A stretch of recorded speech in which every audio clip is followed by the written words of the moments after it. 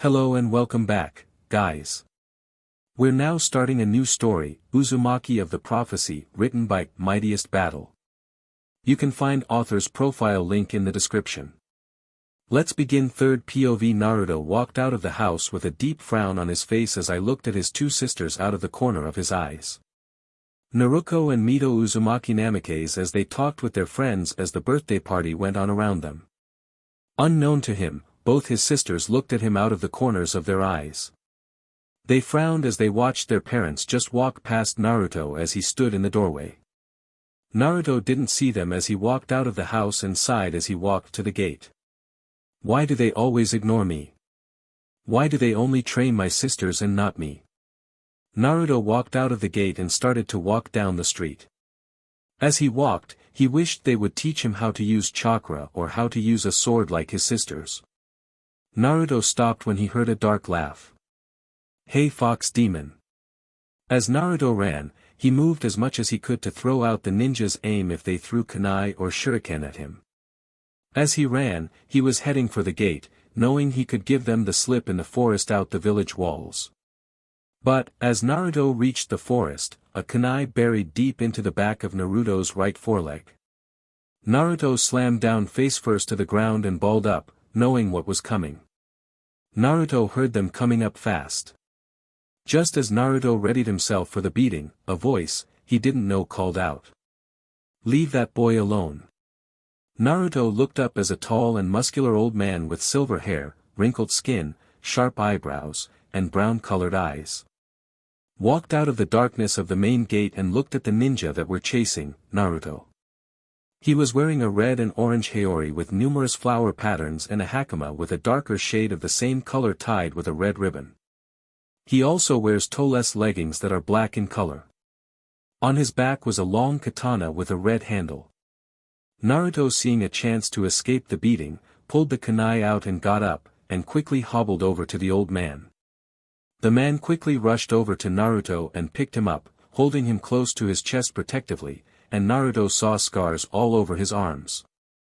Naruto looked back at the crowd. Old man dropped a demon and walked away. Naruto heard and felt the old man laughed as he reached up and grabbed a hold of his katana's handle. I'm sorry, but I can't do that. I'm holding a young boy, not a demon.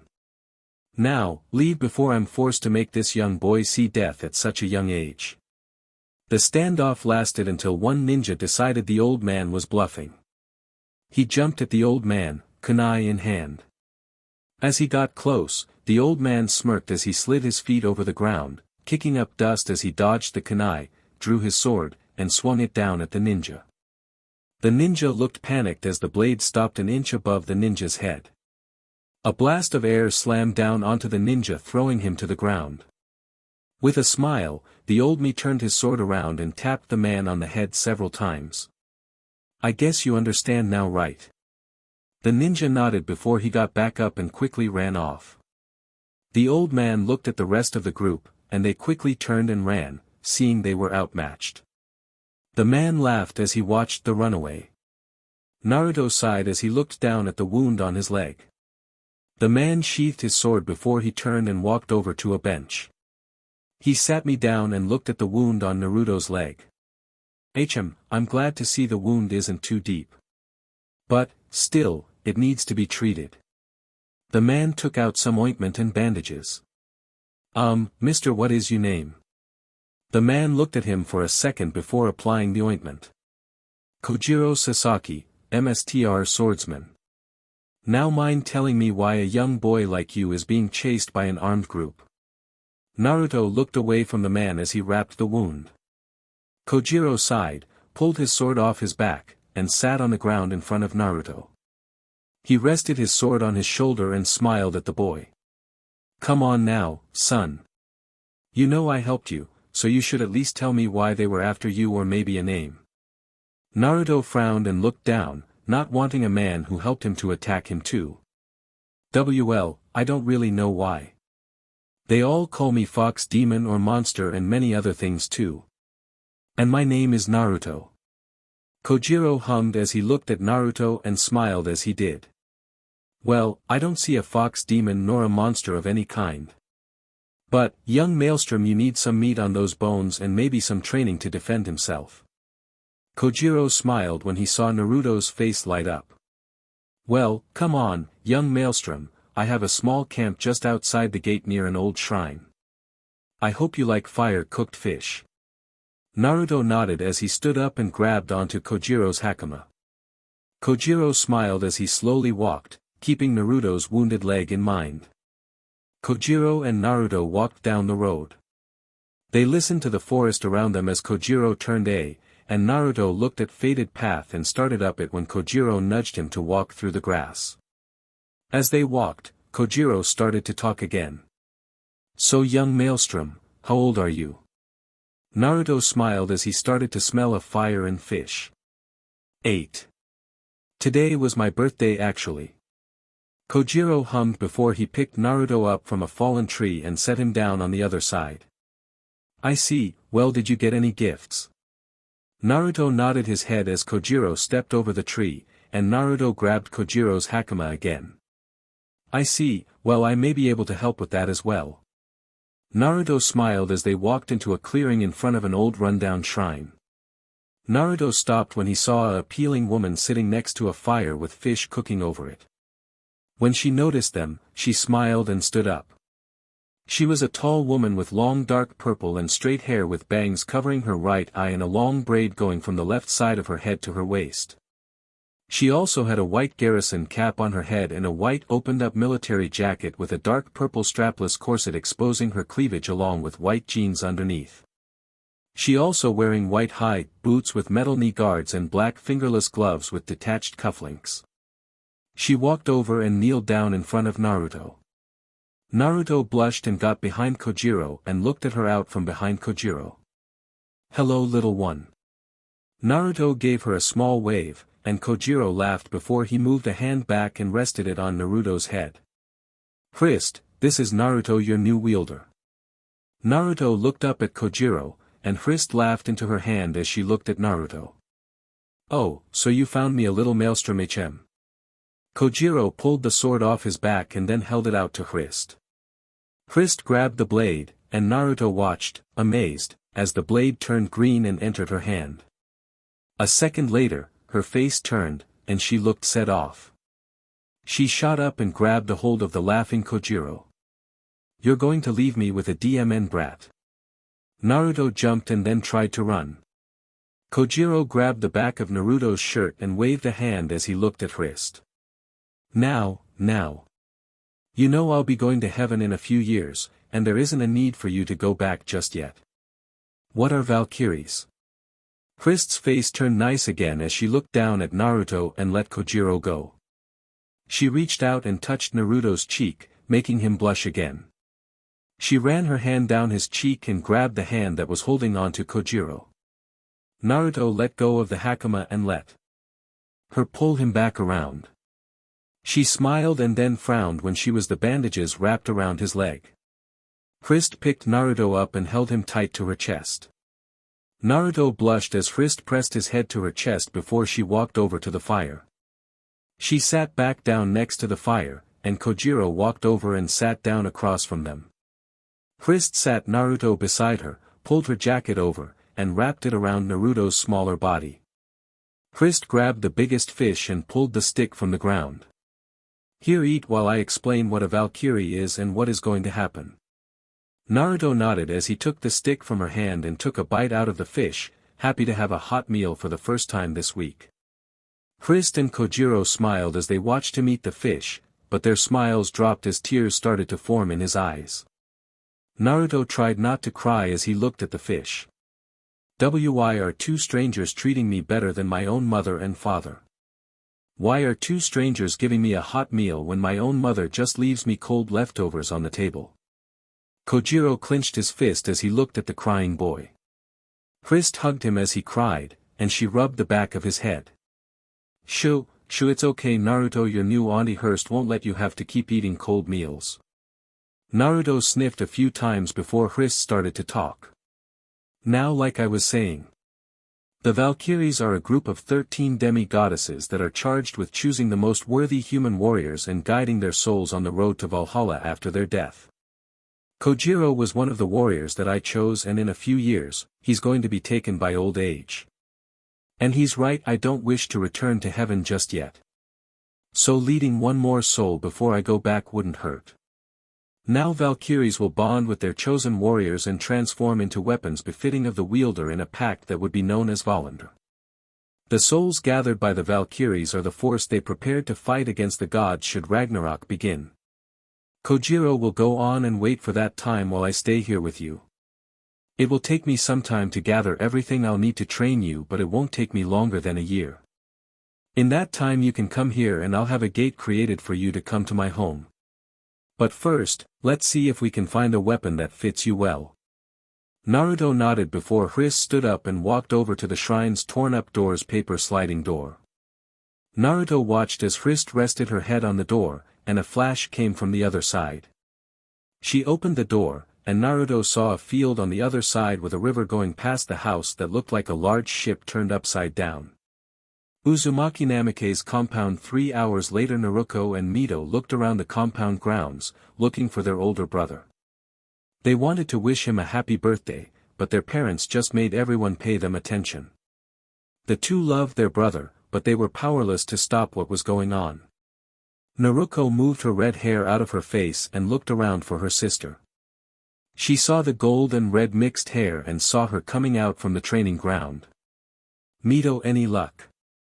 Mito nodded and moved her hair away from her face, and Naruto looked at the whisker marks that all the kids of the family had. No, it looks like he left the compound again. Why can't mom and dad see how much they're hurting him? Naruto nodded as she looked at the gate. She sighed as she wanted her brother to come home at that moment.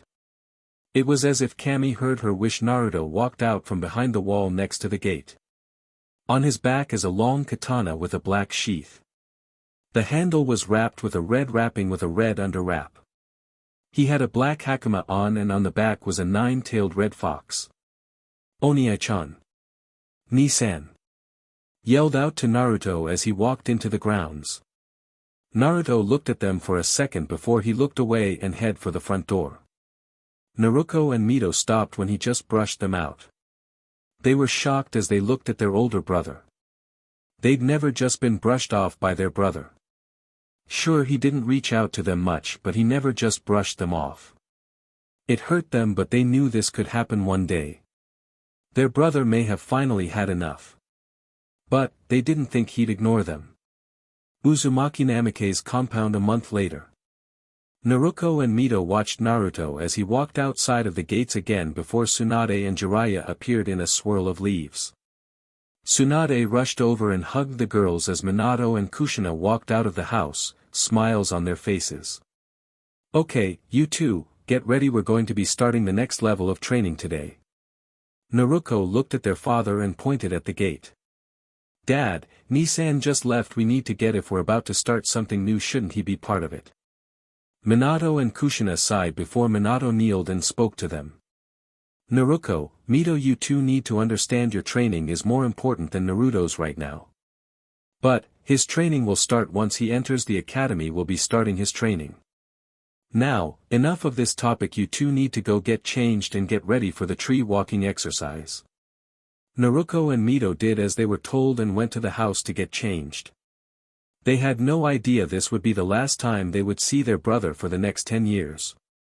With Naruto smiled as he reached the gate and saw Kojiro there waiting with Hris in her sword form on Kojiro's back. Naruto ran up to Kojiro and saw the smile on his face when he grabbed onto Kojiro's hakama. Mstr Kojiro. You came to get me this time. Kojiro smiled as he looked down at his only student. Kojiro walked out of the gate, Naruto close behind. Yes, and Hris asked for help from the other Valkyries and got half the stuff she needed to teach you to use chakra, so today along with a sword you're going to learn a jutsu. Naruto smiled upon hearing that. Kojiro had already helped Naruto to unlock his chakra, and he was already trying the tree walking he'd seen Minato show off once. Naruto had made it a few steps but couldn't get it right. I'll be glad to finally put tree walking behind me. I'm sick of fall on my back every day. Kojiro laughed as he patted Naruto's head as they started up the now forming path. No, you need chakra control, and I'll start teaching you my thousandfold defense. Naruto blinked and nodded as he looked up at him. What is it called? Kojiro smiled as he looked down at Naruto as they entered the clearing to the shrine he and Naruto had started to repair as part of his strength training. Well, it's called Senju.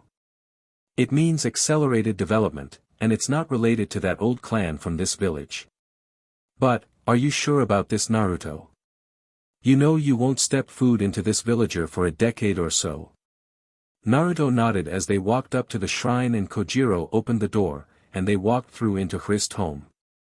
Naruto smelled ham in the air and smiled as he rushed into the kitchen and smiled, as he looked at Hrist, and he saw two new women. One on the left had bright red hair like his mother with black pupilless eyes. She wore an elaborate, high-collared kimono with the Uzumaki symbol on the back of her obi, which was tied around her waist. The other kind of looked like Hrist. She had midnight blue hair that reached her waist. Her hair is pinned back on the side with a wing-shaped hairpin. Her pale skin is contrasted by piercing emerald green eyes.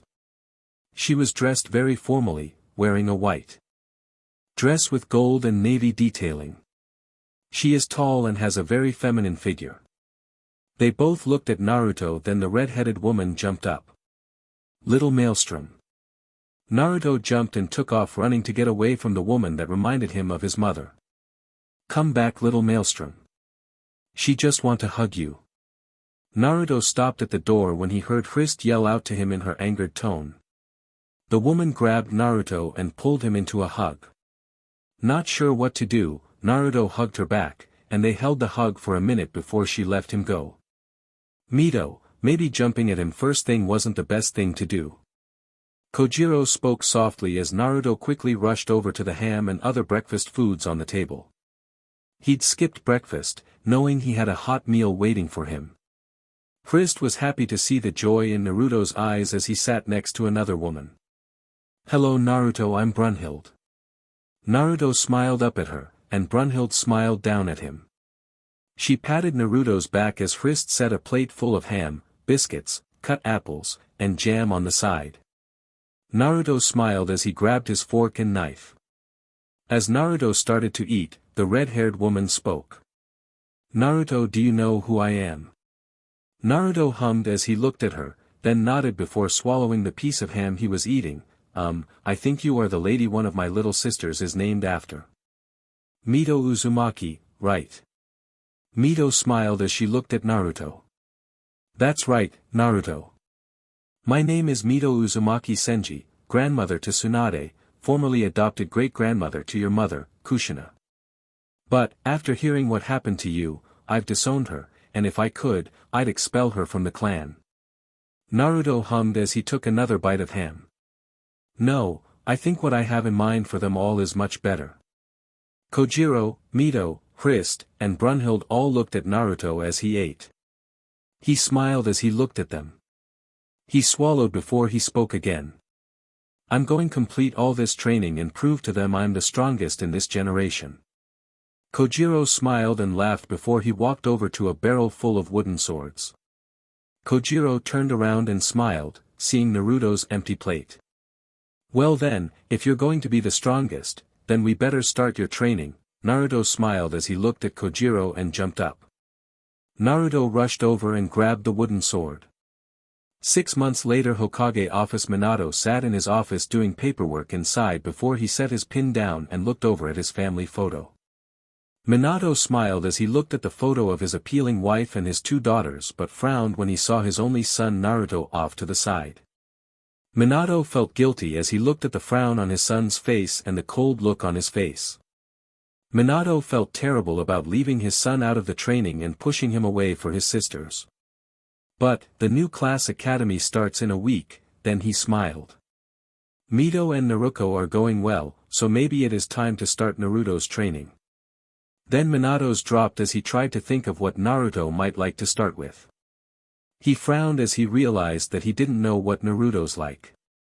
He didn't know what Naruto liked to eat or what he liked to do for fun. He didn't even know if his son's chakra was unlocked yet or if he already had his affinity known to him. Minato slumped back into his chair as he racked his brain, trying to think of anything he'd done with his son. No father-son talks. No, father-son bonding or complaining about the women in their lives. Minato felt tears coming to his eyes as he desperately tried to recall anything he'd done with his son.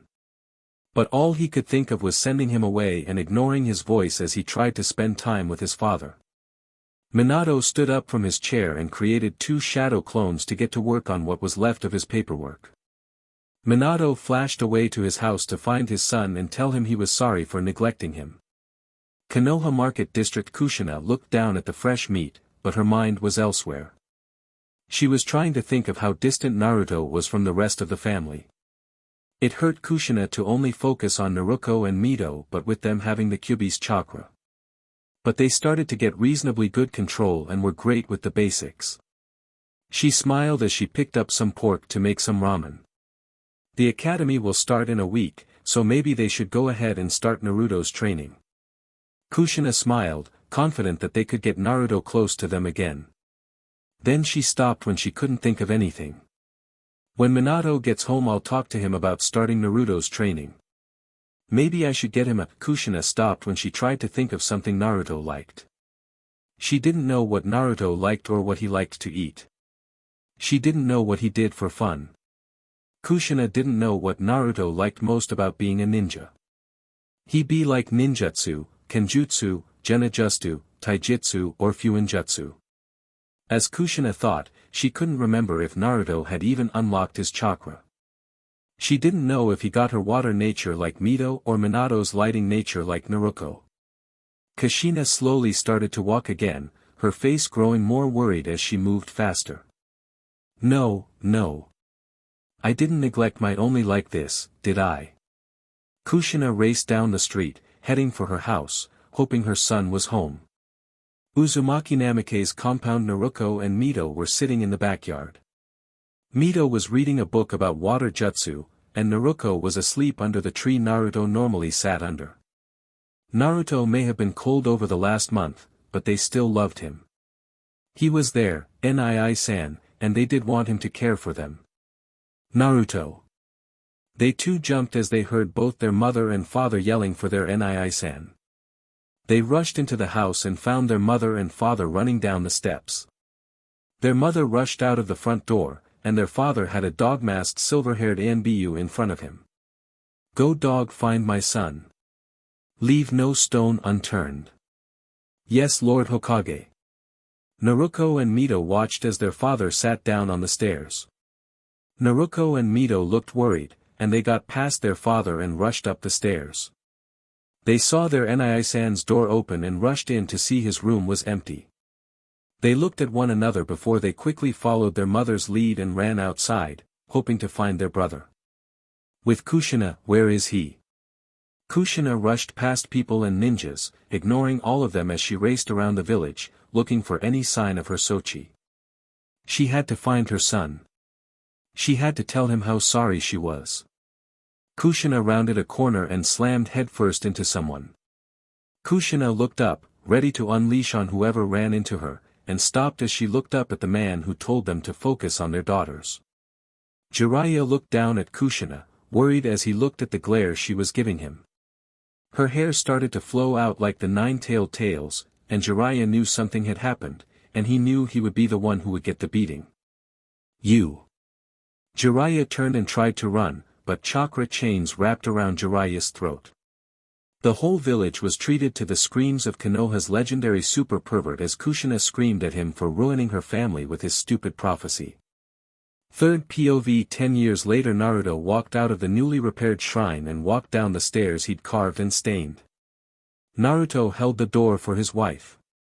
A red-haired woman walked out behind him, smiling as she closed her crimson kimono. She was a tall 6'1" with red-slitted eyes looking over the forest of the land of fire, and she smiled. She had a body that could put Tsunade to shame. He was 6'8", dressed like many ninjas with black sandals and black Anbu briefs. He had a red tank top on to show off 2 nasty scars on his body and forearms and fist wrapped in bandages. All along, Naruto's visible skin showed scars and more under his shirt. On his shoulders was the torn-up hakama. One of his biggest scars was going down his chest and ended at his stomach. The other was another nasty cut along his left forearm. The top of the scar was seen about the bandages. Both looked like they were made with jagged blades or claws. But his most defining feature was the more prominent whisker marks on his cheeks. So, I guess it's time to see how the world has changed in the last decade and all their fun I can have. Naruto laughed at his wife's excitement at the idea of making trouble.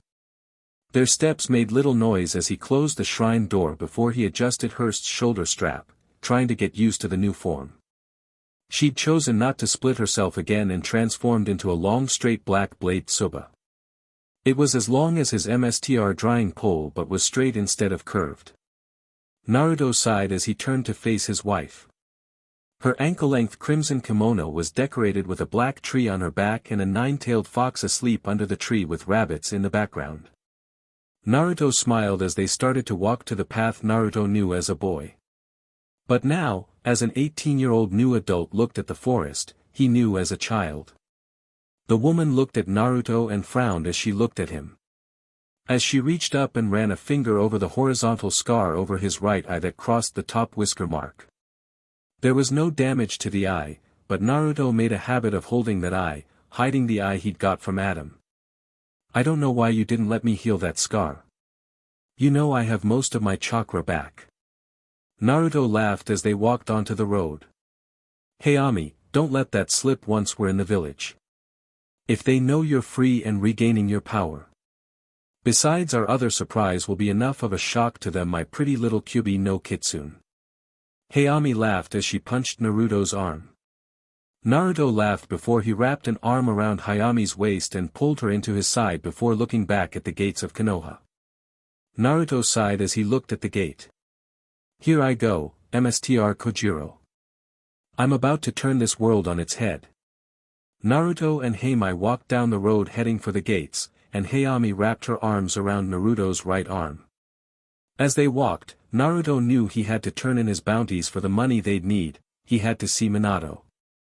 Naruto sighed as they stopped at the gate and two Chunins. The two looked shocked as they looked up at Naruto. Naruto just showed them the body scroll bounty hunters used to hand over bounty heads. Once quickly ran back to their little shank, and Naruto knew what was about to happen. A few seconds later, a yellow flash flew through the gate. Naruto sighed, and Hayami held onto his arm tighter, knowing what was about to happen. Minato appeared there with a massive smile on her face. Naruto. Minato stopped when he got a now-grown son. His son had turned from a small, slightly thin boy to a man built like a mountain. He had a body some men would kill themselves trying to make. He saw the scars on his son's body and the scar over his eye. Minato felt his heart drop as he looked at the damage that had been done to his son. Minato could tell that his son had seen more than a few battles in his decade away from the village. Minato blinked, then noticed the redhead holding onto his son's arm. She looked at him with a look that screamed, "I'll kill you if you come near him." I guess Naruto told her everything. Minato laughed and rubbed the back of his head. He looked at his son and held his hand out as he took a step. If you'll let me put a hand on your shoulders, I can flash us all to the Hokage's tower.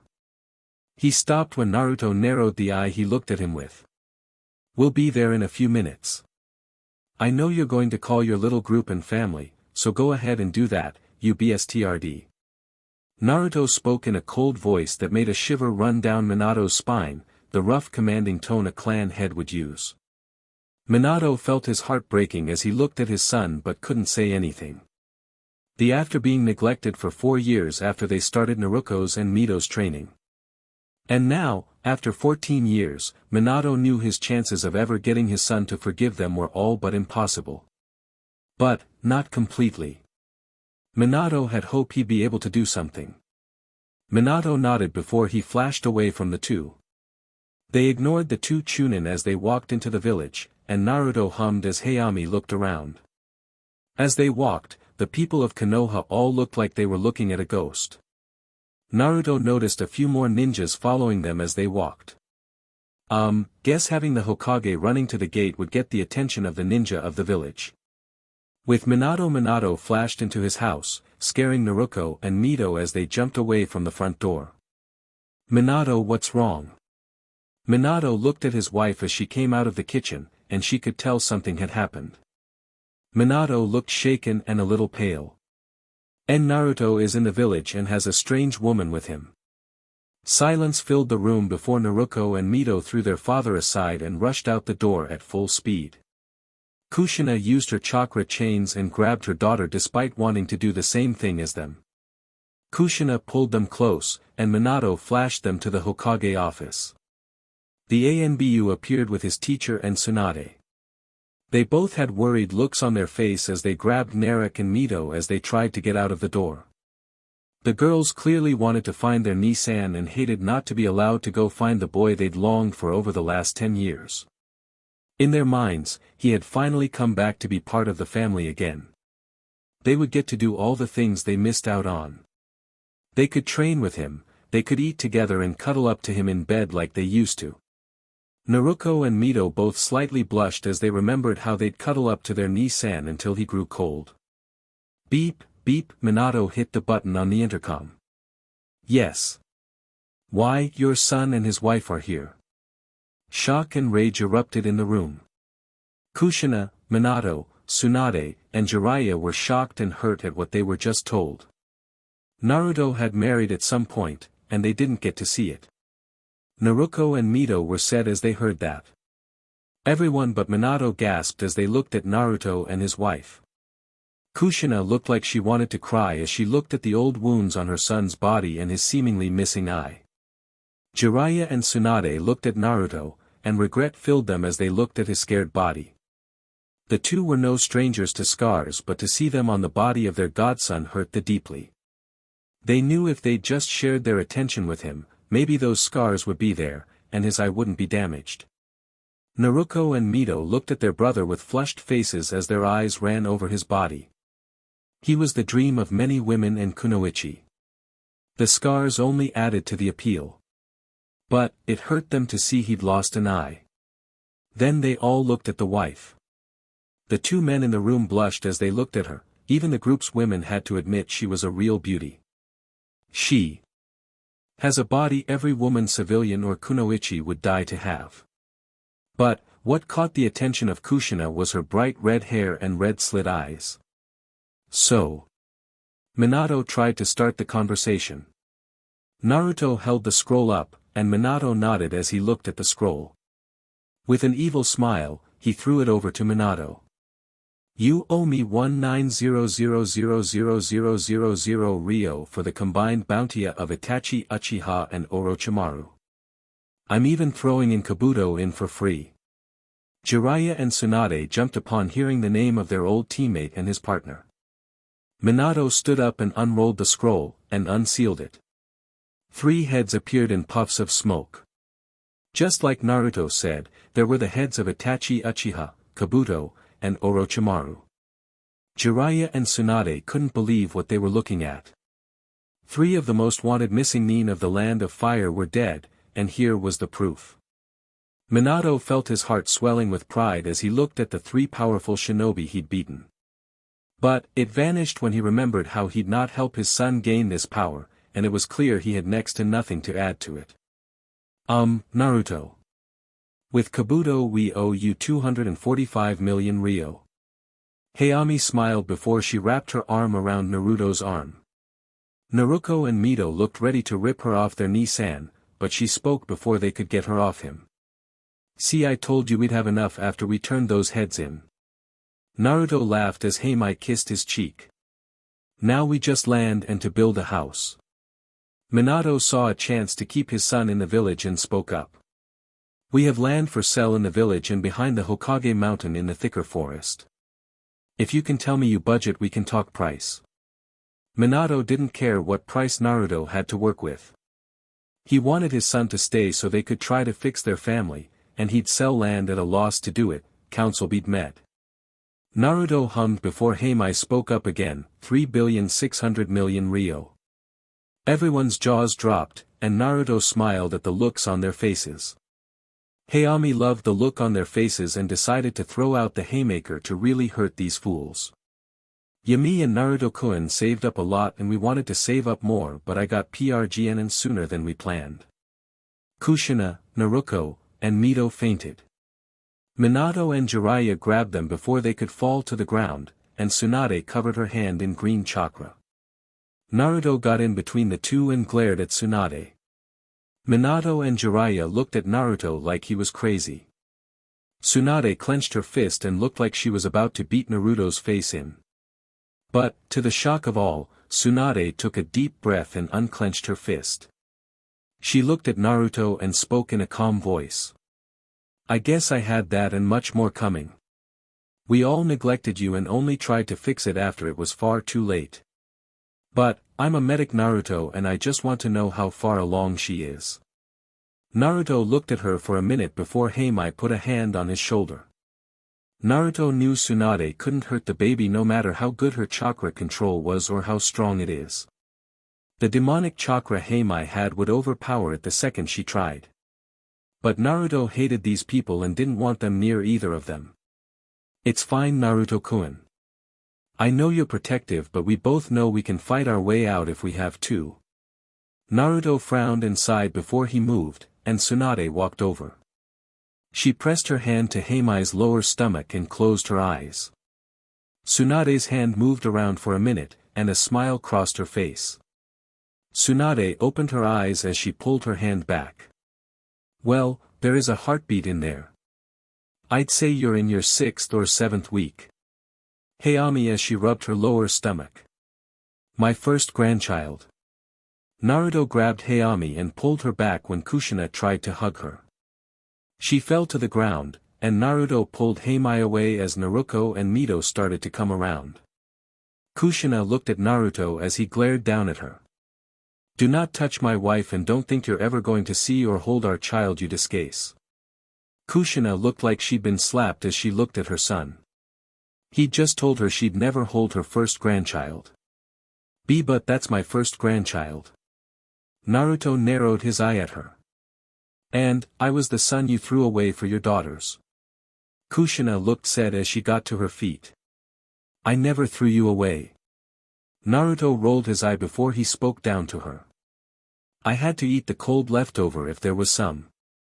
I was locked out of the house and had to sleep outside more than because you two forgot about me. Hell, and there were the times that silver-haired BSTRD chased me away from the house saying the Hokage won't train me. What? Naruto jumped at the volume and looked back at Naruto and Mito. The two looked like they were ready to murder someone. Naruto growled out a name Naruto knew he'd heard once or twice before he left the village. Kakashi. Naruto punched Jiraiya's face knocking him out the way, and the two went running out of the door. Okay, maybe those are worth thinking of as some else than an annoyance. Naruto cleared his throat catching everyone's attention. With all that business out of the way, can I just get the money so we can find a hotel to stay the night? I got a feeling the council will be coming after you all soon, seeing a lot of people were staring at us as we walked here. Naruto spoke in a cold tone, and Minato sighed, knowing his son was right. The Golden Leaf is the best hotel in the village and give me a minute to have a ANBU go and get your Rio. Said ANBU appeared and vanished from the room again. Naruto nodded, and Hayami pulled Naruto over to a couch against the wall. Naruto took Christ off his back and set her beside them. They sat down, and Hayami sat down on his lap. Naruto wrapped his arms around her and covered her lower stomach with his hands. He glared at all of the ninjas in the room with his one open eye. Kushina looked at Naruto and his wife and felt her heart breaking more as she looked at the woman who is carrying her first grandchild. Minato was thinking the same as he looked at how protectively his son was holding his wife and glaring at him. They both looked at the two, their hearts breaking as they looked at the son they failed and the grandchild they may not get to know. Minato jumped as Kakashi Hatake smashed through the window. He looked like he'd taken a beating. Naruto and Mito jumped through the broken window, and Kakashi looked up at the two. Hest up, and Hayami noticed he was in perfect kicking range. Oh, I've waited years for this chance. Hayami smiled as she watched one of the men she wanted to hurt pick himself up. Okay, why did you two attack me? Naruto got tired of this fast, then moved a hand from Hayami's stomach and knocked the wall. Everyone looked at him, and Naruto smiled as he saw the wide eye of Kakashi. Naruto laughed as the two of them locked their open eyes together. Hey Bastard, remember the boy you chased away from his old prison? Naruto smirked as he saw the pain in all the others' eyes. Naruto laughed as Hayami leaned back into Naruto's chest. Kakashi stared at a younger version of his sensei and saw the scar on his face. He could tell this was the boy he'd chased away all those times, and he gulped as he looked at him. Hayami smiled before she kicked Kakashi hard across the face and sent him headfirst into the wall. His body went limp. Everyone but Naruto looked at her, shocked at the power of the kick. Naruto laughed as two Anbu dropped down, pulled Kakashi from the wall, and vanished. A second later, the Anub who left to get the money appeared in front of Naruto and Hayami. You're Ryo. Hayami took the scroll and slipped it into her sleeve. Naruto smiled and then patted Hayami's stomach. She stood up, and Naruto stood up. He grabbed Hurst and put her back on back. Well, all of you have fun. We're going to get a room then some food. Naruto wrapped an arm around Hayami's waist and vanished in a flash of pure speed, which matched Minato's Hiration. Sudden silence filled the room as they had just witnessed such speed, and Kushina was the most shocked, having not felt any chakra in the movement. She felt her heart finally breaking all the way as she knew his son had put himself through hell to get that kind of speed. Tsunade sat down on the couch, Naruto and Mito at her sides. She spoke as Jiraiya leaned against the wall. Jiraiya sighed as he spoke, getting everyone's attention. Sweet Kami, that boy, and his wife really could have fought their way out if they wanted to. But, how the hell are we going to keep him in the village? What that kind of money at his disposal, he could buy land anywhere. It's clear that he hates us and maybe the village given what we gathered after he left. Minato groaned as he dropped his head to his desk. Kushina looked down at the ground, tears falling from her face as she wished she'd just paid attention to her son. But, Naruto and Mito both only had one thought in their minds. I'm getting my Nissan back. I'm getting my Oni-chan back. Third POV Year 1 Naruto smiled as he walked down the street with 2 bags of roasted rabbit baked potatoes and corn. Naruto looked up at the night sky as we walked. He finished a cola. Naruto looked over to the alley. Naruto stopped as he heard a struggle. Naruto sighed and started to walk into the alley. Naruto walked a little deeper into the alley until he saw 2 large men in the alley and saw they had a woman pinned against a wall with her mouth covered with a hand. She was dressed in a tight little pink top with jean shorts on with some ninja sandals on her feet. Naruto gave her another quick once-over and saw she had pink hair and green eyes. Something about her seemed familiar to Naruto, but that wasn't important at the moment. The 2 men were dressed a little more like ninja with 2 green vests. Naruto huffed in annoyance upon seeing them try to take her top off. He'd seen enough and pulled the arm back, his arm with the cola bottle. He threw it and then yelled at them. Hey! The ninja on the right looked up as the bottle slammed into his face and broke. He screamed as he held his face, thanks.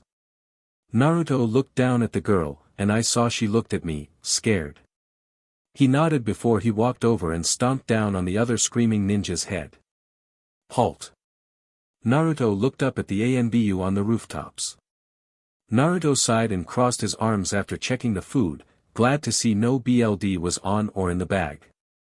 Naruto leaned against the wall and zoned out as the Anbu set up a crime scene around the alley. His mind wandered back to his years of training. 10 years ago with Naruto. Naruto smiled as he practiced the sword stances with Kojiro at his sideshow Naruto, the basics of sword stances. As they practiced, Kojiro explained how to use Senjutsu. The main ability is to carefully observe your opponents. You'll have to develop the ability to analyze the information of your opponents before and during battle, such as their posture, the number of steps they take when walking, their breathing, and blinking. Use all this information to create a mental image of your opponent with which you'll fight by simulating the TS of patterns that the enemy's attacks may have. Once you MSTR this, you simulate thousands of possibilities. Even if your opponent becomes stronger during the course of the battle, you can adapt your Senju Muso style to be able to predict an opponent's attacks based on the experience of previous attacks. The more attacks you experience, the better your predictions will become. Naruto nodded as they practiced an upward block MSTR. Kojiro, can I ask a question? Kojiro nodded as they stopped their stance, training as Naruto spoke. Hurst and Brunhilde taught me something called the Shadow Clone Jutsu. They told me any information the clone gets comes back to me once it's destroyed or dispelled. So, couldn't I use a few clones to practice the stances? I would learn them and the muscle memory that much faster. I could also have some doing more chakra control practice to help me learn to finish tree walking and start water walking. Kojiro blinked as he looked at his student, amazed at the idea. Yes, go ahead and try to use chakra to make a few clones. Naruto nodded and then put his wooden sword on his side. Naruto made the cross-hand sign and flared his chakra, releasing an enormous amount for his age. Shadow Clone Jutsu. 100 puffs of smoke erupted around the two, shocking Kojiro as he looked at the mass of clones around him. He looked at Naruto, worried Naruto had used too much chakra, but was shocked to see Naruto was just fine. Kojiro smiled as he looked at his student. Okay. All the clones gave Kojiro their attention. Half of you break off and start on the tree and water walk exercises. The other half, I want half of you to start training with the original Naruto and me. The rest of you go inside and start to study seals and the books Hrist has gathered so far. The clones did as Kojiro said, and the original smiled as he joined the line of clones.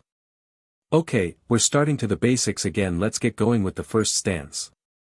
They spent the rest of the year going through the basic and advanced stances, and Naruto used his clones to MSTR the stances. His clone also reached level 2 seal MSTR status. Hrist and Mito were so proud of how far he'd come in 1 year, but Mito sensed the beast she once held inside him. But it lacked much of its power. She'd asked Naruto about it, and he explained what his father with from what he knew. Mito was incensed at the stupidity of the fourth Hokage for not only neglecting his son but ripping chakra out of a pure chakra beast. All he did was give the beast chakra exhaustion, which, she could feel its power slowly coming back.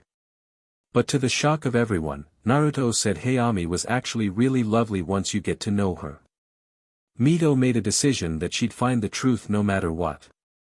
The second year of training, Naruto smiled as he ran across the river, wooden sword in hand, as he stared at Kojiro as he ran across from Naruto. He'd gotten the basics to Senju Muso but needed to learn to focus on both Senju Muso and chakra control. But Naruto had been thinking over what he and Hayami were talking about in his mindscape last night. Flashback, Naruto smiled as he sat in front of Hurst, letting her brush out his long hair. Hrist finished and gave Naruto a kiss on the cheek before Naruto hugged her legs. After he let her legs go, he rushed off to the bedroom they'd made for him. He smiled as he opened his door and saw the large room.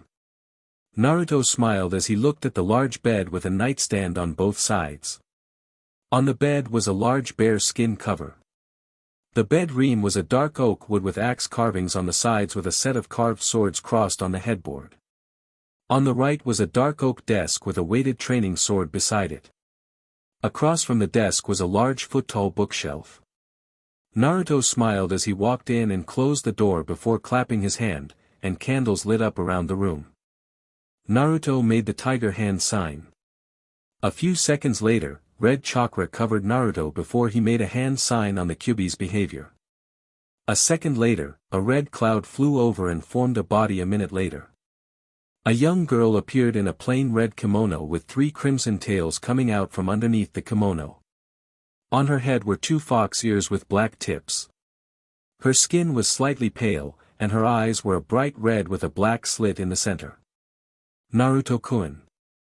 Hayami jumped onto Naruto and snuggled into his chest as they lay on the ground. Okay, a deal is a deal, let's get in bed.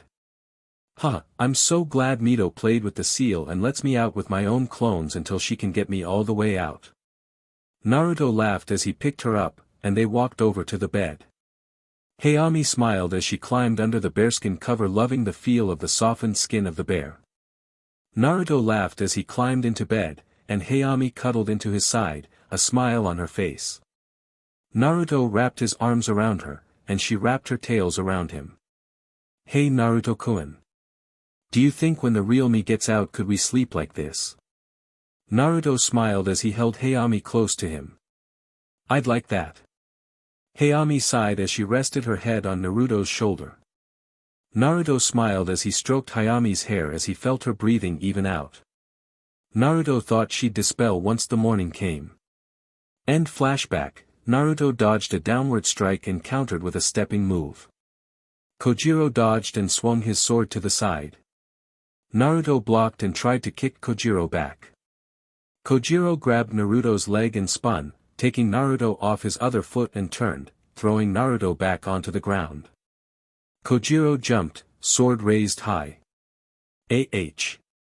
Kojiro was kicked away by Hayami, shocking Naruto.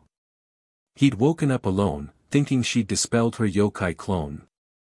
Kojiro slammed back into the ground, holding his side as Hayami stood over him, a smile on her face.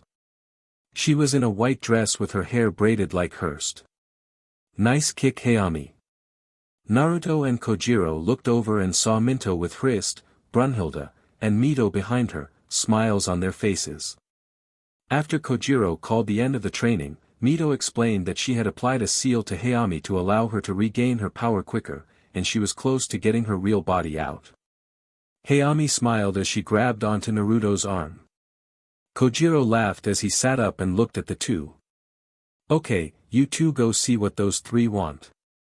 I need to get something ready for tomorrow. Kojiro laughed as he watched Hayami drag Naruto away. Oh boy, with a kick like that after tomorrow she's going to try and kill me. Naruto sighed as Hayami sat Naruto down under a tree and laid her head on his shoulder, holding onto his arm. Naruto liked the feel of someone holding onto him that wasn't one of his sister's crazed clinging. Hayami's stomach growled, surprising Naruto. Hayami smiled as she spoke. Mito, finish the seal so once she's ready, she can pull my soul and body out, and I'll have my body back. Naruto smiled before Hrist's yelling could be heard. Are you out of your mind? Naruto and Hayami laughed as they heard Kojiro laughing. Hayami sighed as she and Naruto watched Kojiro run past them, Hrist and Mito close behind him. Naruto smiled as he watched them as they caught Kojiro and started to drag him back towards the house. Hayami laughed as she stood up and pulled Naruto up. Let's see what he's cooking up this time. Naruto laughed again, and Hayami interlocked their fingers. As they walked, they saw two real swords on the ground. One was a curved katana like Mstr Kojiro's and a straight katana. Naruto grabbed the straight katana and felt the weight. I see, so you went for the straight katana, Naruto. Naruto and Hayami looked back over and saw Kojiro sitting down on a log with a group of men behind him. At the front was a large burly man with an X-shaped scar on his forehead. He has black hair and black eyes, and a beard. He's wearing a dark robe. Naruto locked eyes with the large man, the two stared each other down. Naruto gripped his sword tighter as they looked at each other. The man smiled as he looked at him. He's fearless. Kojiro, a boy like him, is glaring down a seasoned swordsman. He's going to be one hell of a swordsman once we're done with him. Naruto smiled as he looked at the men in front of him. Hayami looked between the two, then what he said hit her. Hayami glared at the men, and Kojiro laughed before he looked away. Yeah, she's going to try and kill us all again. For the rest of the year, Naruto used his clones to learn the styles of the other MSTRs. The first to teach him was Kojiro's old MSTR Seijian Toda, when Naruto was the first elderly male with swept-back white hair and a beard to match. He didn't think much of him but was overwhelmed with the skill the elderly MSTR. His style was basic, but the skill of how he used it made defense near impossible. It took Naruto a month with 1,000 clones to MSTR the style of the Toda school of swordsmanship. After him, Itasai Ito had him learn each kenjutsu style his school helped create or influence. Onoha, Mizuguchi-ha, Nakanishi-ha, Kogen, Hokushin, and Ito Shoden. His swordsmanship style was well known for its brute strength. Sekishusai Kagyu spent 3 weeks training Naruto clones in speed-based foot and precision strikes. Kami Kamiizumi, also known as the Sword Saint, had the sword style he most favored among the ones he'd learned so far. He appeared to be a calm and optimistic gentleman. He has a deep passion for swordsmanship and a deep respect for MSTR Kojiro. In December, with snow covering the ground, Naruto looked up at the man who respected his MSTR more than any of the others, Musashi Miyamoto. Naruto growled as he held his eye. Why? Hayami yelled as she looked at the sword in Miyamoto's hand. Because we have someone who was about to help Naruto go far beyond what any normal ninja or human could do. Hayami was about to yell at them before they all heard footsteps in the snow. Hayami looked over and saw a man with platinum blonde hair and big sky blue eloquent eyes. He was very calm and collected. It seemed like the cold wasn't bothering him at all. Hayami, you need to move and give the progenitor humanity, Adam, some room. Hayami held Naruto tight and slashed her fangs. Black whisker marks formed on her face, and her eyes glowed red as she glared at Adam. I know you may not trust me, but all of mankind is my family. After hearing about what one of my sons and daughters have done, I want a herd that will end with this generation. Hayami calmed down as Adam stopped a foot away from the two. Adam reached down, grabbed the back of Naruto's cape, and pulled him away from Hayami, who tried to stop him. Christ grabbed Hayami and Brunhild grabbed her arms. They pulled her away as Hayami screamed and yelled for the blonde BSTRD to get away from Naruto. Miyamoto held Naruto still and his hand away from the damage as Adam got to a knee. This is going to hurt a lot. Feel free to punch me once he lets go. Adam looked at the cut and saw it had destroyed the eyes and cut into the bone. Adam sighed before, in one quick moment, he ripped Naruto's destroyed eye, making him scream. Hayami doubled her struggle, angry tears coming to her eyes as her yokai poured out. Get away from my Naruto. Adam put his eye in before the blast from her yell threw everyone away. She ran over to Naruto and covered her hands in her yokai to attach and keep the new eye in his eye socket. Hayami pressed her hands over the wound, healing and attaching the eye. When she finished that, she healed the bone and started on the skin to stop a scar from being left. But, she was pulled away before she could stop the scar from forming. She glared behind her and froze as she looked at the Shinigami standing above her, a passive look on his face. He'll be fine, but you're coming with me for a little while. We need to talk for a little while. They vanished in a dark purple wind as Naruto was taken to the house with the help of Hrist. Where is Hayami?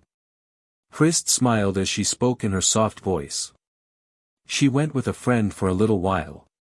Hrist took Naruto into the house and treated what was left of the wound. After an hour, Hayami walked back in and rushed up to Naruto. She hugged Naruto and pulled back her hand covered in yokai chakra, ready to finish healing Naruto's wound. Naruto held a hand up and stopped her. I spoke with MSTR Kojiro. I'll be keeping the scar, Hayami. I think it will remind me of everything I've learned and everything I will learn. Like MSTR Kojiro said, scars can show experience can intimidate an opponent into backing down before a fight starts. Hayami wanted to heal the scar, but if Naruto would fight her yokai chakra, it would burn him from her natural fire affinity. But, she smiled then Naruto pulled her into a hug. Hayami sat herself on Naruto's lap and hugged Naruto tightly. Third year Naruto smiled as he laid another board of new wood on the shrine floor. He smiled as he stood up and looked at the now fully restored floor. Naruto was glad for the work after MSTR Kojiro's death. Hayami had tried her best to be by his side, but Naruto had forced her to go back to Hrist's realm. Naruto had used the transformation jutsu to make himself look like a normal civilian in case any Konoha ninja came around. Naruto walked out of the shrine and looked at his work. The floor and stairs of the shrine were finished, and the paper doors were restored. "You're restoring the shrine." Naruto turned his head and saw a ninja with a Konoha headband on his head. He was a tall man with brown eyes, olive skin, short black spiky hair, and a beard.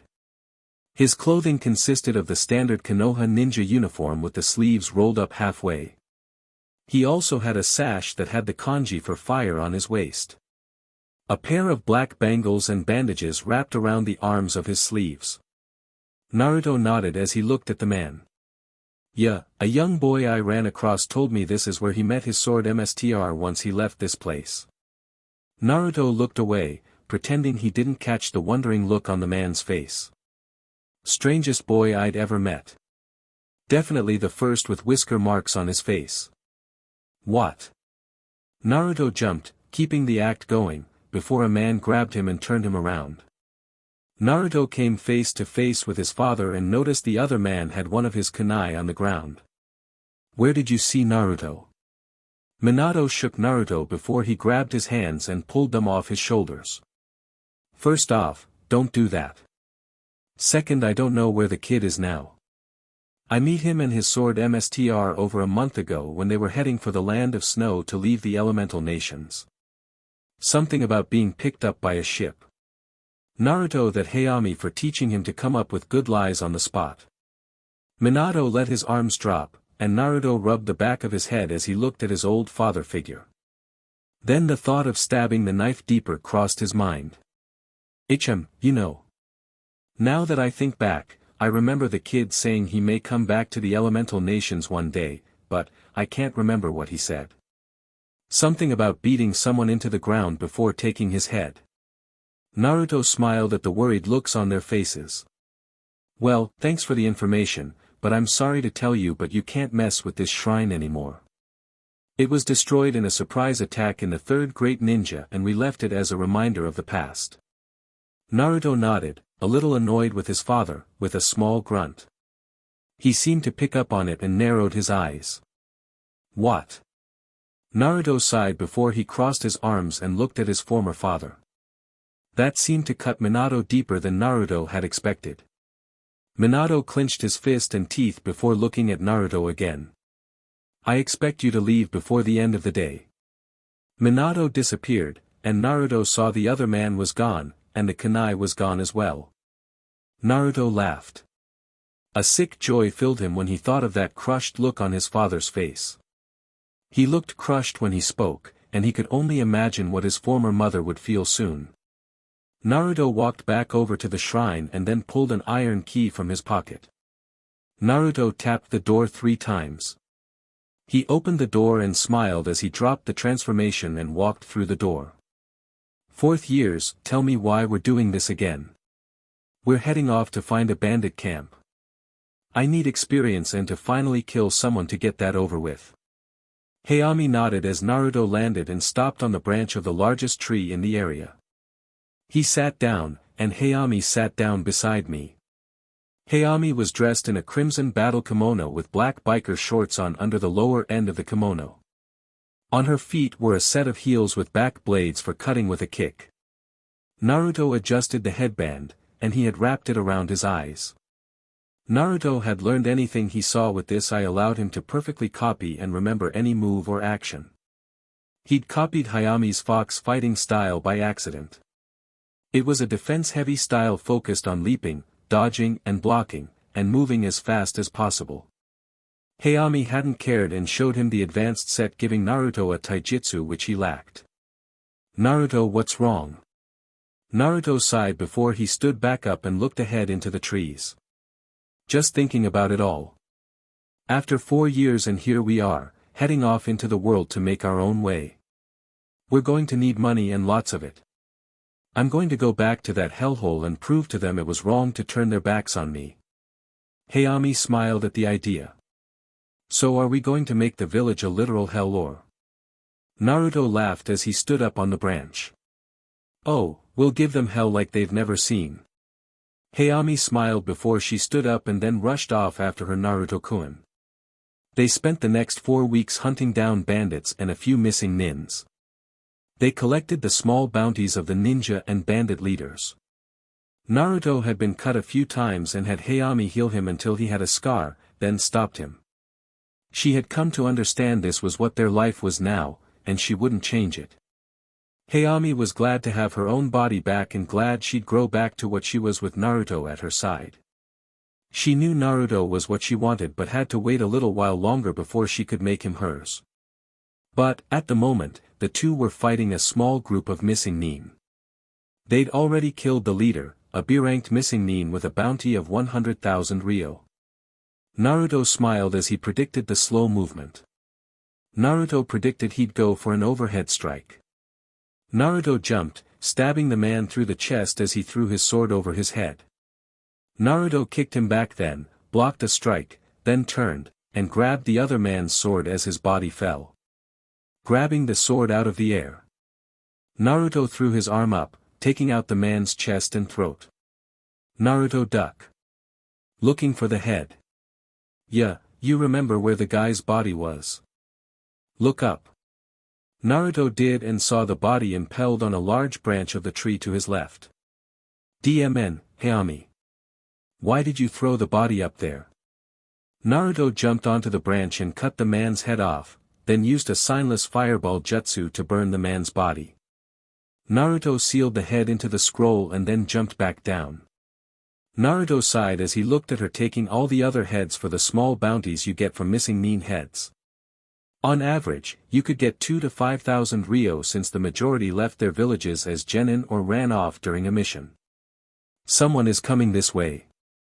They jumped high back into the burning tree, using the smoke to hide both their bodies and smell, knowing some ninjas have the ability to pick on that. They erased their presence as why they waited. Four samurai walked into the clearing, and Naruto saw the fire crest on their shoulder guards. Seeing no threat, the two left the area. Fifth year Hayami laughed as she counted the last score they made after killing the shipping tycoon Gato. The Wave Village had given them an empty house to stay in a while in the village. They'd gotten 2,800,000,000 ryo out of him and all his bank accounts. But, unknown to Hayami, Naruto had taken 500,000,000 ryo from the stash they'd made. Naruto gave the money to Tazuna, the man they met out on the road. Naruto had respect for the man seeing that he decided to fight rather than to lay down and take it. Naruto sighed as he laid back on the couch in the living room. Hey, we got plenty of money, so why not find a place and settle down for a while? Naruto sat up from the couch and looked into the kitchen as Hayami sealed up all the cash, gold, gems, and other valuables. He laughed as he looked at her. What? You want to settle into domestic life with kids? Naruto watched as Hayami blushed, then looked away from him. Naruto blushed before he laughed and got up. Well, I saw a man cooking rabbit in the market, so I'm going to go and get some. Do you want some rabbit too? Hayami nodded, and Naruto opened the door and stopped as he looked up at a large white fox. The fox was 5 feet tall, sitting with 4 tails behind it. It has dark blue eyes like a gem and looked him deep in the eye. Then the fox narrowed its eyes. I know you have one of my kind trapped here. Die human. Naruto raised his arm to grab his sword off his back. Naruto panicked and forgot to use Senjutsu in his panic. 2 tails flew around the fox's body. One sliced his arm open, and the other came up from under his arm, tearing his chest open. Naruto broke through the wall and slammed into the back wall. Hayami screamed as she rushed over and started to heal Naruto before the white fox came walking in. It stopped when it saw the teen girl. Why are you helping a human? Hayami turned and glared at the white fox as 7 red fox tails shot out from under her kimono. Ears popped out of her hair, and her fangs grew out with black whisker marks formed on her cheeks. Hayami stood up. Her claws came out as her yokai came pouring out, and the white fox looked like it knew it had done something wrong. You lowly snow fox. You dare attack my Naruto-kun. The fox lowered his head and backed up to a wall, terrified as he looked at her. Sure, he was strong, but this vixen was far above him in power. Hayami jumped at him, arm pulled back, claws covered in blue fire. The flame turned burning as hot as her rage for this foolish fox that attacked her. Naruto-kun. Naruto came back around a second later and saw Hayami had the other fox's head in her hand with the body hanging in the hole in the wall. Black burnt claw marks were cut deep into the sides of the fox's neck. Naruto got up and sighed as he walked and saw the death wasn't easy. We need to get the wall fixed and do something with the fox's body. I'll burn the body. He was a weak 4 snow fox is only a one-tail beast to me. Naruto nodded as he looked at Hayami. Best to get to work then. I'll set up an area for the burn, then we'll fix the wall. Naruto walked out of the house and sighed as he walked into the forest. Third POV 6th year Naruto jump a large cliff, Hayami close behind him. Naruto sat down at the top of the cliff looking at the village hidden in the leaf. Naruto smiled as he sat down. Hayami sat close. She rested her head on his shoulder. Naruto had long since gotten used to her want for physical contact. He honestly liked these moments. Hayami had started to show her more loving side after they left Wave. But he hated her idea of trying to stir the pot with the leaf before the whole decade had passed. Come on, Naruto-kun. We steal the forbidden scroll, learn all we can from it, and then claim we took it back when we come back. If we could get some of the jutsu and his secrets, we could gain more power for the future. Naruto had to admit the idea did sound good to him. He laughed, then nodded, and they stood up. Okay, feel free to kill and terrorize the people of the village all you want. Hayami smiled as she stood up. Naruto turned his head as she dropped her battle kimono and biker shorts and kicked off her heels. Her body turned into yokai chakra, then grew into a large house-sized fox with 6 tails. Naruto smiled as he looked at her crimson-red fur. He ran a hand over her cheek fur. I love to see this appealing fur of yours, Hayami. It's as soft as your hair in your human form. Naruto knew Hayami well and could tell she was embarrassed when her eyes looked away. He patted her cheek, then pulled his hand away from her cheek. Naruto reached around to his thigh holster and pulled a red and black fox mask off the side. He put the mask on, and his hair turned white as his eyes started to glow red. I'll get the scroll. You have your fun. Hayami smiled, flashing her fangs. She jumped off the cliff, and Naruto sealed her clothes up before jumping down alongside the cliffs. Naruto smiled as he heard Hayami roar, and he saw lights from her fox fire.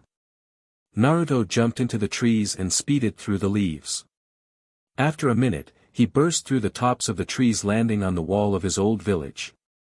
He could see the massive hole in the wall. Naruto laughed as he looked at what his best friend had done. He could hear the screams as the light of the fires spread through the village. DMN, looks like she's having fun. Naruto nodded her head before jumping to the top of the wall. He looked down and saw the blue flames of Hayami's fox fire. He smiled behind the mask as he watched Anbu with regular shinobi rushing to attack Hayami. He turned and then jumped off the wall. He landed on the roof of the house below him and started to jump from roof to roof, heading for the Hokage Tower. As Naruto jumped, he stopped when a red-haired woman jumped in front of him. Naruto pulled his hands back into the dark of the cloak he had on. Who are you? Naruto smirked as he looked at his old mother. He knew at this point he could take her, so he wanted to play. Red-haired older woman with violet eyes. You must be Kushina Uzumaki, the woman Naruto was talking about. The woman that never cared if he ate cold food or if he ate at all. The mother never cared if he came home beaten and bleeding. Locked out and neglected by his parents for his sisters. Kushina stopped as she looked at the young man in front of her. He knew her Sochi. And she listened to what he had to say. It was clear this man had contact with him, and it could have been fresh or old, but he was a lead one she was going to take. Advantage of. Where is my Sochi? The man laughed a little as he looked at her. I'm sorry, but last I saw him, he was training in a mountain in the land of snow 2 years ago. I spent a few weeks there with my old teacher. That kid had a real freaky look in his eyes when he talked about taking a toad perv's head. I don't know whether to feel sorry for the guy he's after or help after he told us what happened. To listen to some idiot over your own child. You two must have been real failures as parents. Naruto smiled as he watched pain and fury flash across his old mother's face. Wanting to make her feel more pain, he spoke again. You know, I talked with him a lot. All he ever wanted was to be loved like his sisters. He wanted to know he meant something to you like they did. All that boy wanted was his mother and father's love. And what did he get? Neglect, cold food, being forced to sleep outside half the time. All he wanted was acknowledgement to know he meant something to you too. But seeing how he reacted when we spoke about you two and his godparents, I can't help but wonder if there's any love left in that young boy. I don't know if he's given up on it. But, I do know one thing for sure, though. He's coming back. When he does, all hell will break loose sooner or later. But, I've got a job to get to. Maybe the friend I summoned from hell will tell you more. Naruto smiled and then jumped away as Hayami slammed down onto the house. Kushina jumped far away and was stuck with a tail strike from behind. With a smirk, Naruto jumped across the rooftops until he landed on top of the Hokage tower. He broke through the roof with one strong axe kick and landed in the Hokage office. Knowing where the scroll was, Naruto jumped over and punched the wall. He grabbed the wall and then ripped it open. He smiled under his mask when he saw the large scroll. On the front was written in perfect kanji, the scroll of sealing. Naruto grabbed the scroll and placed it on his waist with the strap. With an evil smile, he jumped on the roof and looked down at Hayami as she punched the Hokage tower. Naruto jumped down and landed on her head, and looked around. Naruto saw dead ninjas and villagers around her. On the rooftops, Naruto saw his father, mother, and godparents. Let's get out of here. Right. Hayami jumped onto the Hokage mountain, stabbing her claws into the face of Minato, destroying the stone face as she slid back from the force of her jump. Did you get the scroll? Hayami smiled and then looked down at the burning village. Hayami had destroyed about a third of the village. The fires she'd started would do even more damage. Let's get going. I have cooked rabbit sealed away. Hayami smiled, then turned and jumped away from the Hokage mountain. She flew a few hundred feet, and as they started to fall, Hayami started to turn back into pure chakra. Naruto pulled his Haori off as Hayami turned back into her human form. He wrapped her up and wrapped his arms around Hayami's shoulders and under her knees. Naruto landed on a sloped hill and used his churka to pull water from the grass and soil. Hayami rested her head on Naruto's chest as they slid down the hill. They stopped at the bottom, and Naruto set Hayami back on her feet. Naruto pulled out the scroll with Hayami's clothes. Get dressed. I'll seal away the scroll of sealing, then maybe we should head for the sand. They wouldn't expect us to head for an allied country. Hayami nodded before she unsealed her clothes. 5 days later Naruto and Hayami walked up to the large stone gate of Sunagakure. Let's see if we can get the Kazekage on our side.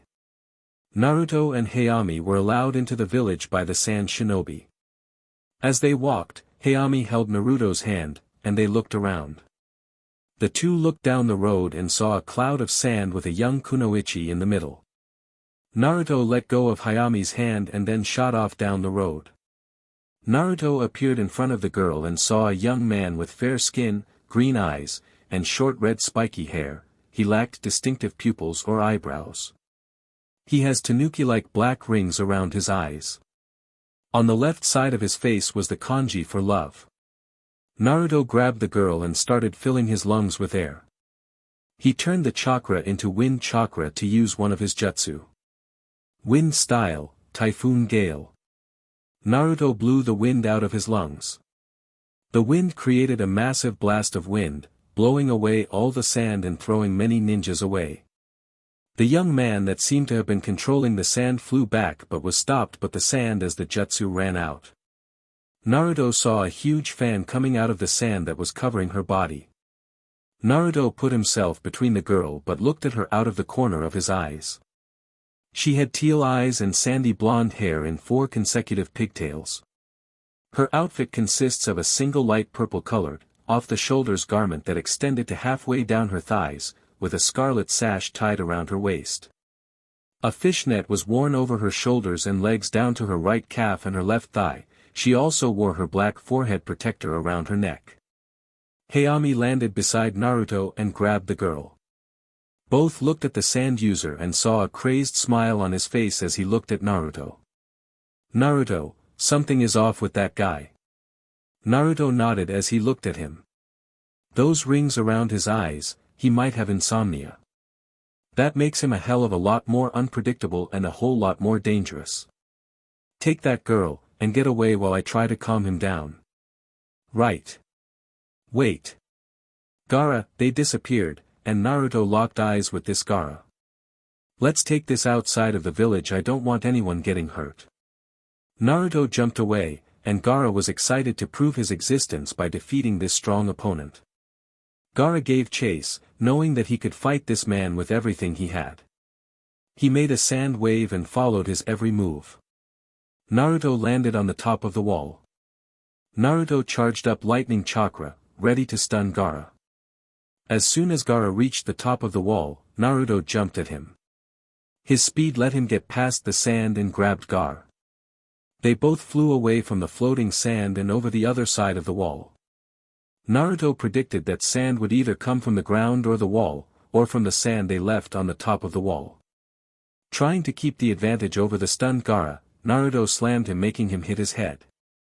Naruto saw his eyes rolling back. As he was about to hit him one more time before they hit the ground, sand erupted from Gaara's clothes. It wrapped around Naruto's arm, and the pressure on his arm made it clear what was about to happen. Wind-style Great Breakthrough. Naruto used the Great Breakthrough and blew himself away. The sand around him flew off before anything could happen. The force of the wind just slammed Gaara into the stone wall, embedding him. Naruto got up and saw Gaara turning into sand. What?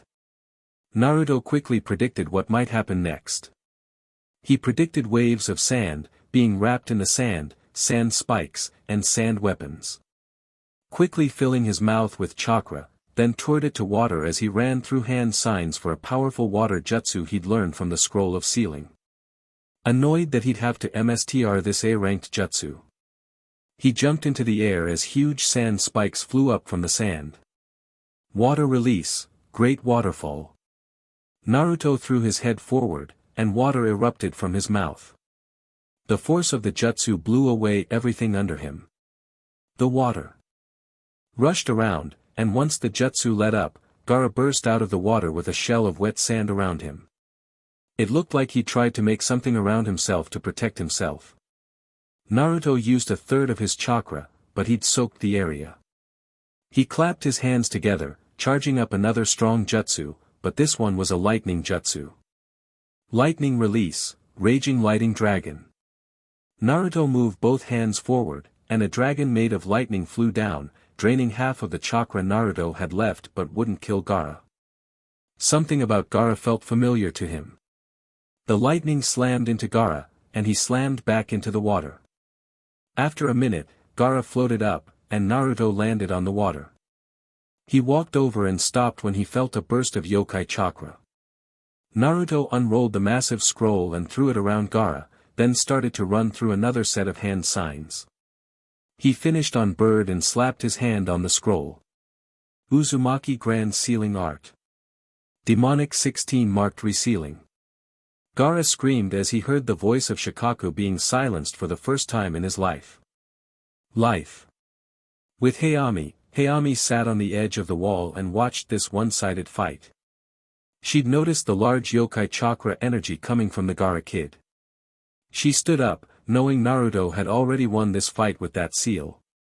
But she also felt 3 other far weaker yokai chakra sources. She could tell the feeling one was another fox like her, but the other 2 seemed different, maybe dogs. She got back over the wall heading for those sources. She was thinking of starting a household. Some servants for her and Naruto would be a nice thing. Hayami loved Naruto, but she also wanted his life to be easy. Maybe even let him have a few side chicks. Once she goes into heat and gets PRGN into move. We have to stop that fight. Hayami watched a large group of shinobi rushing for the gate. She smiled, knowing that by the time they got there, Naruto's seal would completely seal off her stupid little brother. Shikaku was a mouthy brat who needed a good spanking but was permanently sealed away now. Naruto cut him off from all but healing his host and allowing Gaara to use his power over sand. Gaara would be able to sleep at night now, so hopefully, he'll be a little more relaxed. Hayami finished her thought as she walked up to an old rundown shop and a newspaper stand. She looked at the shop and smiled as now she could tell they were sealed. But, seeing as they were giving off enough of their power for her to sense them. They must be at least 2 taels of power each. Hayami looked at the newspaper stand and saw a fashion magazine for 500 yen. She grabbed the magazine and a bottle of water. She left 1,000 yen on the counter. Thanks, miss. Oh, this is going to be fun. Hayami quickly drank the water and then pulled out a scroll full of gold they'd killed a bandit leader for.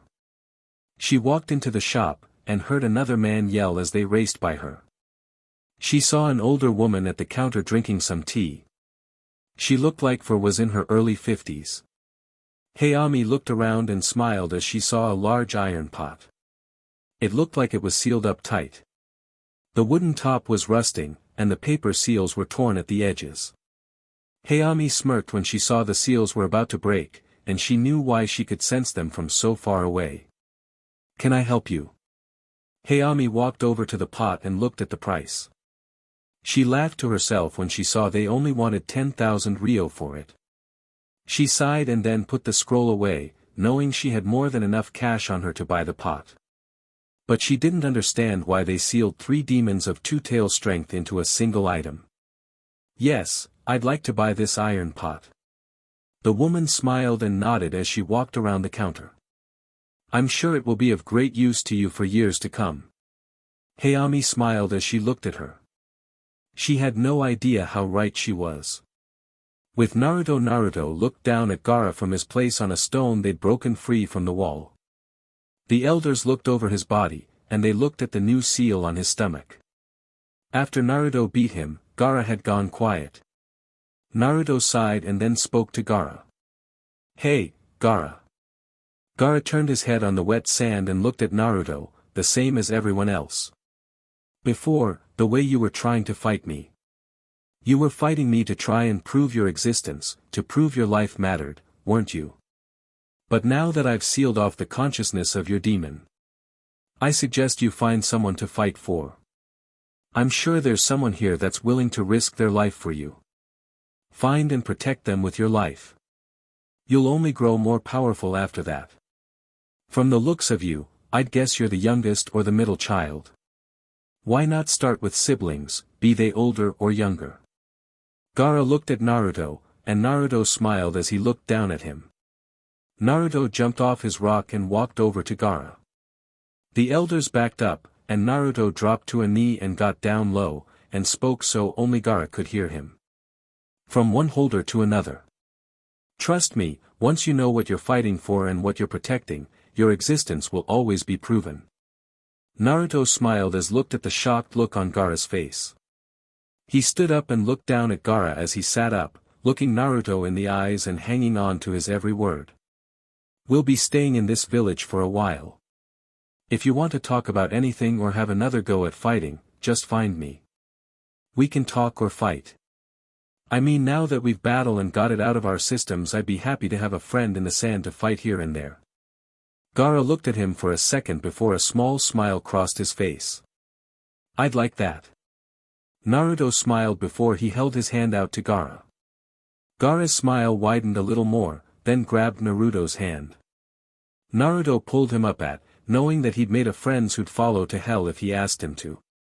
8 hours later Naruto sighed as he walked out of the Kazekage Tower, smiling as he held the deed to a house on the edge of the village as thanks for repairing Gaara's seal.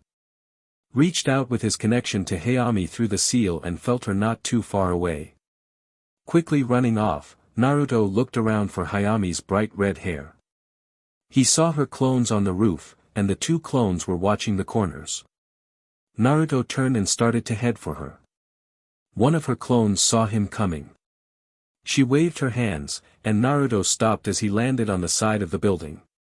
Hayami rarely wanted him to stay away, and he looked closer. He saw a large seal coming over the edge. A seal. Naruto tried to feel for her, and he couldn't feel her chakra but the clones. Realizing Hayami had made a seal to block others from sensing one or more chakra sources. After a minute, one of her clones looked back and then looked back at Naruto. She waved him over, and Naruto jumped off the side of the building and landed on the side of the building beside the clone. Our Lady found a few more sealed demonists to make a household. Nodding his head, Naruto had an idea of what the clone was talking about. He jumped a second later and looked at Hayami and 3 other women. He looked a little surprised as he looked at her. She had dark fur and hair with more sand-like fur on her stomach and the lower part of her jaw. Her eyes were a light lime color. Her hair was a nice brown shade with a ponytail and 2 fluffy ears. Naruto looked her clothes over and saw she had pawned feet. Stalking her on her legs, she had dark green short shorts with 2 tails. Besides, her was another kitsune, but she had 2 tails. Her body was a copy of Tsunade, but her curves were a size bigger. It connected to a necklace with a small crown attached to the front. Both her hands ended with claw-like nails. She had long coal-colored hair with golden eyes looking at Naruto with some hope in her eyes. Naruto looked at the last woman, and his jaw almost dropped. Hayami caught that and filed it away, noting the threat to her place. The last woman looked like she was a DMN golden retriever. She was large, a head taller than all the others. She stood 7 feet tall with a gentle smile on her face. She had on a pair of simple jeans and open-top sweater showing off her massive HH cup if Naruto had to guess. Like the other 2, she had 2 tails, but hers were huge trails of fluff with what looked like a lace tied around her neck. Her golden eyes looked at Naruto with such softness it was like a mother looking at her child. Naruto, from the first girl you gave a quick once-over to the last, their names are Emma, Kono, and Hikari. Naruto smiled as he looked at the girls. So, if they have a human form, can they take it? I got us a house to stay in, and we don't need a panic seeing them. Hayami nodded and then looked at the girls. Well, girls, you heard my mate, your new MSTR. Once we get to the house, we'll have his chakra placed in her necklaces so he can summon you all. Naruto was a little taken aback by how Hayami talked to him. Her tone was cold and cruel. It was like how the villagers used to talk to him. Hey, Hayami. No need to sound so cruel and cold to them. Naruto's words caught the girls off guard, but Hikari smiled a little wider. Emma and Kono felt themselves relax a little as they looked at him. Hayami huffed before Emma spoke up. Well, MSTR Naruto, we can transform into human form, but, we've been sealed for over a century, so our yokai going to be weak for a while. We won't be able to hold the transformation for more than an hour or so. Naruto nodded as he looked at Emma. That's fine, we're about 15 minutes away from the edge of the village.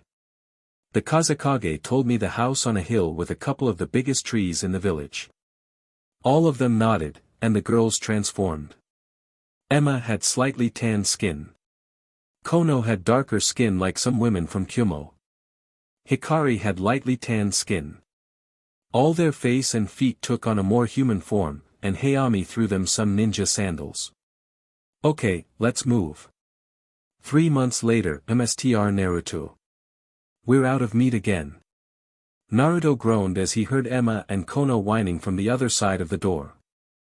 Hayami groaned as she sat up in bed, the tank top she stole from Naruto hanging loose. Naruto sat up and looked at the door. What time is it? Naruto looked at the alarm clock and sighed. 8 in the morning. Go back to sleep, Hayami. I'll get Hikari to get more. That girl is a DMN sensor when it comes to finding deals. Hayami smiled as she laid back down. As Naruto got out of bed, his bare chest showing his scars and rubbing the back of his head as he slipped on his normal sandals.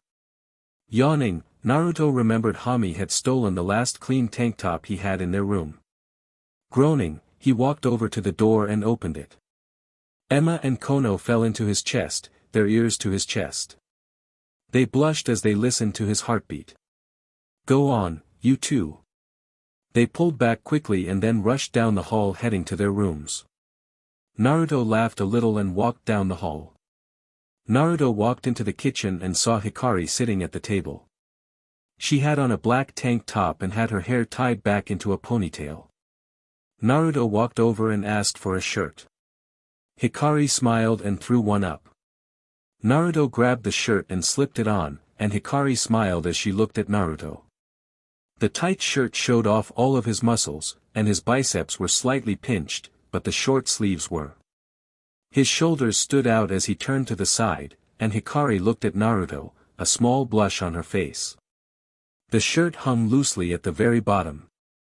My, what a nice view. Naruto looked down at her, and her face grew brighter as he smiled down at her. Well, you're a great view yourself. But, I think I like your truer form more than the human. Hikari's whole face turned red, and she looked away. You're too nice. Naruto remembered Hayami explaining that one reason she made a household was so we had help around the house and side pieces. Seventh year Naruto smiled as he looked down at the girls from the roof as they swam in the pool in the moonlight. Hayami smiled as she relaxed in the hot tub with Temari. Naruto was happy for this past year of peace. Kono had an incredibly high affinity for water and used it to find 3 rivers in the desert. One was massive and the village cheered for her, calling her a water goddess. Now water was abundant and they used it all over the village. And now, Gaara was learning to swim with the help of Hikari as she pulled him along. But Naruto couldn't help but notice Gaara staring at her black bikini top, his blush making it clear. No problem, I mean, you're part of my household. It wouldn't do for me to let one of my pretty hounds getting sick. Emma blushed and pressed more of her body into Naruto's side. Naruto had treated them all well over the year, and all of them had found they liked Naruto's soft approach. They were so used to humans attacking and trying to them, but Naruto showed them kindness and treated them like family. He always made sure they had good food, and it was hot. They had warm beds, clean clothes, and a home. No more running, hiding, or eating whatever they could find. Emma sighed as she moved her hands and wrapped her arms around Naruto's arm. Is something wrong? Emma nodded as she moved her head and looked up at Naruto. Nothing, just thinking about the past. Naruto laughed, then looked down and saw Hayami was still focused on Temari. Naruto pulled his arm, then moved and grabbed Emma's hips. He pulled her into his lap, and Emma smiled as she leaned back into Naruto's chest. Then he wrapped his hands around her stomach and hummed, and Naruto rested his hand on the abs she had gained. I've always wanted a lap dog. Emma laughed at Naruto's bad joke and grabbed his hands as they looked down at the others, having fun. Emma sighed before she looked at Hayami and froze as she saw her red eyes looking up at her. She smirked as she looked at her flashing fangs as she got out of the hot tub. Relax, Hayami and I have talked. After Gaara and his siblings leave we'll be having a talk with y'all, but I guess I can let you in on it. Emma, how would you like to be a sister wife instead of a servant? Emma's breath hitched as she looked at Naruto, then a smile formed on her face. The idea of having such a kind and caring mate made her heart flutter. Yes. Emma turned and threw them both back down onto the roof. Emma straddled him, and in her excitement, her claws came back out. Hey, eyes glowed in the dark as she looked down at him. Emma grabbed his cheeks, and she quickly leaned down and locked lips with Naruto. Naruto hummed as he wrapped his arms around her lower back, and let her keep control. Emma pressed her tongue against his lips, and he opened his mouth, and she attacked his tongue. She moved her hands down to his chest, trying to feel all the toned muscles she'd been staring at for months. Naruto's hands had moved south and were holding onto her hips as Emma dominated him. Emma. Emma broke the kiss and glared over at whoever interrupted what most likely one of the great moments of her life was. Kono heard something on the roof and jumped up to see what was making the noises. The last thing she expected was to find Emma and Naruto making out. Her yell had also gotten the attention of everyone, and before Emma could get off Naruto, everyone but Hayami was on the roof. Gaara, Temari, and Kankuro were ready for a fight. Gaara had his sand ready to crush whoever dared to try and endanger his friend and his friends. Temari had her fan out, showing all three moons showing. She was ready to attack whoever was going to attack the man who saved Gaara from his pain. Kankuro, for his part, had his Karasu puppet ready to kill whoever was stupid enough to hurt Emma. Everyone stopped as they saw Emma on top of Naruto. You two are having fun. Naruto went stiff at Hayami's voice. Even knowing that she was on board with this, she still had the power to beat him 100 ways if she wanted to. Naruto turned his head and saw Hayami had on the red haori Naruto bought her.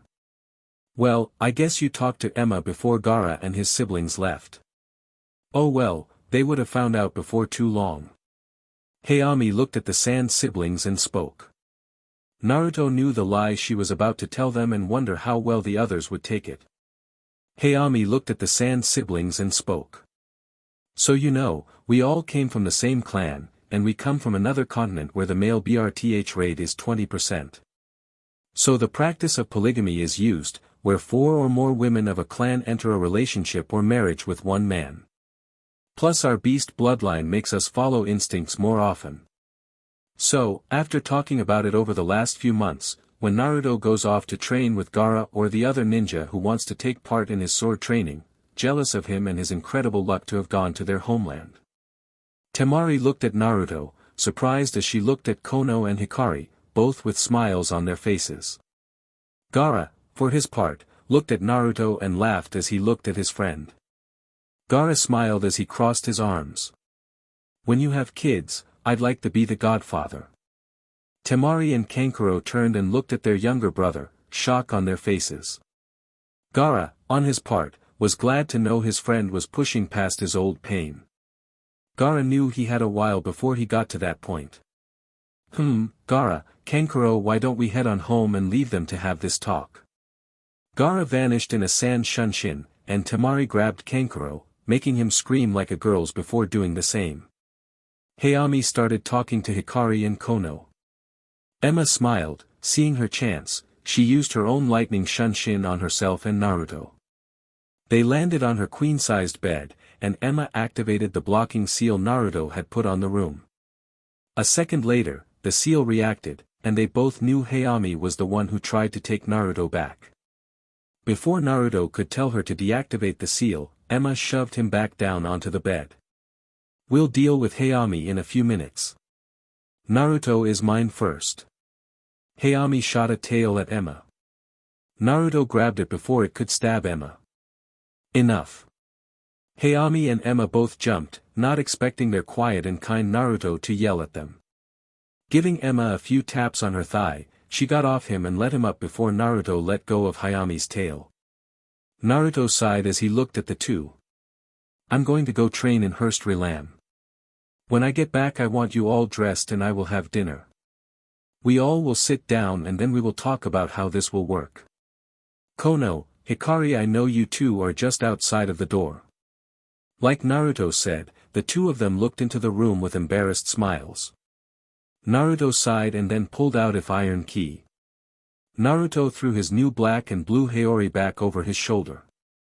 He walked past all the girls and over to the door to the MSTR room. He tapped the side of the door a few times. A second later, her opened the door to see Hrist's home. Naruto walked in and sighed as he closed the door behind him. Naruto walked across the grass field but stopped in the middle, reached around, and grabbed his sword handle. Come out. I know you're there, I can sense you. You're not Hrist and you sure don't have the same feel as a Valkyrie. Naruto stood there, ready to draw his sword. My another human. Naruto drew his sword as a red mist covered the land. Naruto looked around, trying to find that voice before he jumped to the side. A spear stabbed down where he stood a moment ago. Naruto was in his ready stance as he looked at the man standing before him. The man was large, maybe a little more than Hikari. He was very well built with metal armor on his chest and a metal skirt. On his feet were sandals made of leather with wrapping going up his legs. On his side was a strange sword. It was straight, like Naruto's katana, but much shorter with a small wooden guard. He had long brown hair that was short, straight cut under the beard. His checks were shaved, clean, and lined up. The pressure this guy was giving off was almost crushing to Naruto. He felt like he was staring down at that wasn't human or demonic.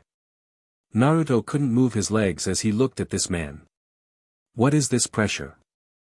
Leave Mars. Naruto looked to the side and saw Hrist standing there with Mito and Brunhild at her sides. The man turned and pulled his spear out of the ground as he faced them.